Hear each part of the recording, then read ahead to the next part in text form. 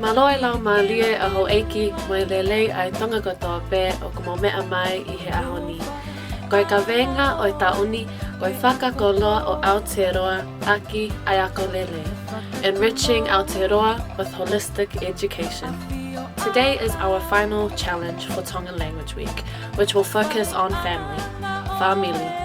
As we all know, food is one of the many ways we show love and appreciation for our friends and family, which is why we would like you to end our Kokoe Moao challenge for Tongan Language Week by coming together with your family and making your favorite Tongan meal. We would also like you to video what you're making and also say your introduction, send it through to us and we'll post it up. Here's an example of some of the foods you can make.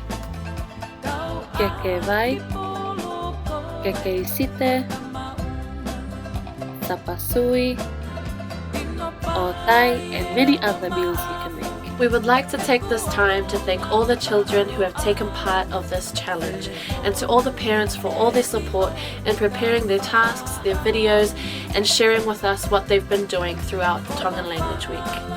Lastly, Kainga, we are doing our draw for our prizes tomorrow at 7 p.m. on Facebook Live, so stay tuned for that.